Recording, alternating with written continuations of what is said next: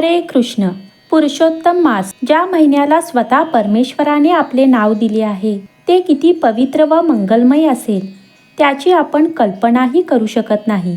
मे महिन्यात सुरू झालेल्या या अधिक मासात भगवान पुरुषोत्तमाची कृपा तुम्हा व तुमच्या कुटुंबावर राहील याची प्रार्थना करून आजच्या शुभ व मंगलमय प्रसंगी पुरुषोत्तम अध्यायाची सुरुवात करते. पद्मपुराणात या अधिक मासाची विस्तृत महिमा सांगितली आहे. मी भगवान वृंदावन बिहारी पुरुषोत्तम यांना वंदन करते, जे कल्पवृक्षाप्रमाणे आपल्या भक्तांच्या इच्छा पूर्ण करतात, जे वृंदावनाच्या सौंदर्याचे स्वामी आहेत आणि जे आपल्या अलौकिक कृत्यांनी संपूर्ण जगाला आश्चर्यचकित करतात. मी नारायण, नरोत्तम, देवी सरस्वती आणि श्री व्यासांना वंदन करते.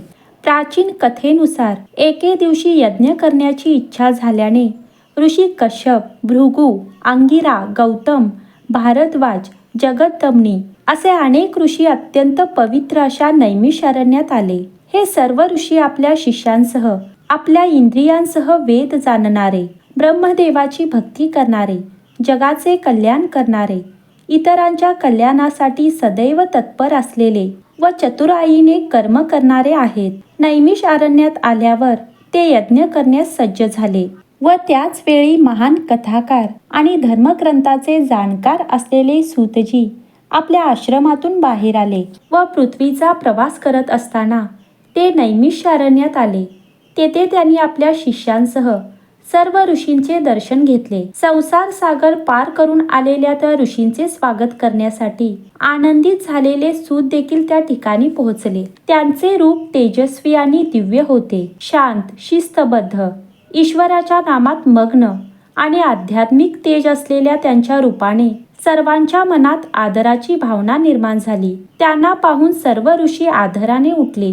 त्यांनी त्यांना योग्य आसन दिले व विनंती केली, हे सूतजी, आपण सर्व शास्त्रांचे जाणकार आहात. कृपया आम्हाला अशी एक कथा सांगा जी आध्यात्मिक साराने परिपूर्ण, मानवजातीसाठी हितकारक आणि जीवात्म्यांना सांसारिक अस्तित्वाचा सागर पार करण्यास मदत करणारी असेल. त्यांच्या विनंतीने प्रसन्न होऊन सूतांनी कथन सुरू केले.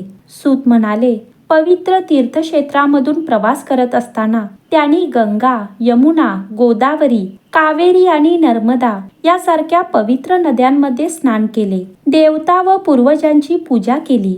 या प्रवासामुळे त्यांचे मन हे अधिकच शुद्ध आणि शांत झाले होते. आपल्या प्रवासादरम्यान ते हस्तिनापूरला पोहोचले. तिथे त्यांना समजले की राजा परीक्षितने आपल्या राज्याचा त्याग केला असून तो गंगेच्या काठावर तपश्चर्या करत आहे. सूत देखील तेथे गेले व त्यांनी कठोर तपश्चर्या करणाऱ्या ऋषीयोगी आणि तपस्वींचा एक विलक्षण मेळावा पाहिला. त्याच क्षणी एक दिव्य घटना घडली. महर्षी व्यासांचे ज्ञानी पुत्र श्री शुकदेवजी तेथे अवतरले.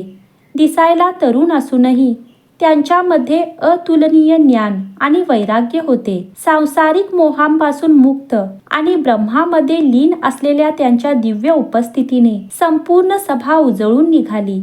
सर्व ऋषी आदराने उठले आणि त्यांनी त्यांना एका उच्च सन्मानाच्या आसनावर बसविले. सर्व संतांनी वेढलेले शुकदेवजी ताऱ्यांमधील चंद्राप्रमाणे तेजस्वी दिसत होते. प्रत्येक जण त्यांच्या मुखातून वाहणाऱ्या दिव्य ज्ञानाच्या अमृताची आतुरतेने वाट पाहत होते. सूत म्हणाले, हे ऋषीमुनीनो, जेव्हा राजा परीक्षित गंगेच्या काठावर पोहोचले तेव्हा भगवान शुकदेवजींनी त्यांना दिव्य असा श्रीमद भागवत गीता कथन केले. हा पवित्र उपदेश ऐकून राजा परीक्षिताला मुक्ती मिळाली. आध्यात्मिक शुद्धतेने भरलेले ते दिव्य वातावरण पाहून सूतजी ऋषींच्या यज्ञात आले. ऋषींनी त्यांना शांती, आध्यात्मिक उन्नती आणि मुक्ती देणारी एक कथा सांगण्याची विनंती केली. सुतांनी विनम्रपणे उत्तर दिले की त्यांनी आपले गुरु महर्षी व्यासांकडून जे काही ऐकले आहे ते सर्व काही सांगतील. त्यानंतर त्यांनी एका प्राचीन घटनेचे वर्णन केले.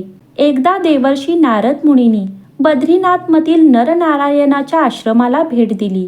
तो आश्रम दिव्य, सौंदर्य, हिरवळ व फुलांनी बहरलेली झाडे, गंगा व अलकनंदाच्या पवित्र पाण्याने भरलेला होता. नारद मुनी गहन तपश्चर्येत मग्न असलेल्या भगवान नारायणापुढे नतमस्तक झाले. मोठ्या भक्तीने नारदांनी त्यांची स्तुती केली.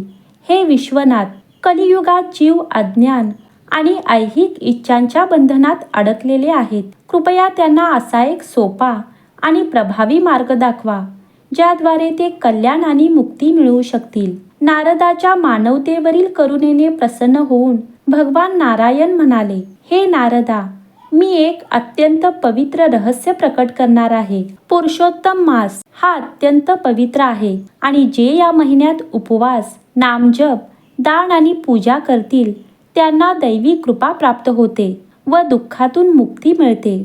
नारदाने यानंतर पवित्र पुरुषोत्तम महिन्याचे रहस्य, नियम आणि आध्यात्मिक फळांविषयी विचारले. त्यांनी जगातील दुःखी लोकांच्या दुःखावर उपाय मागितला. नारदाचे करुणामय शब्द ऐकून भगवान नारायणाने सर्व जीवांच्या कल्याणासाठी ती पवित्र कथा सांगायला सुरुवात केली.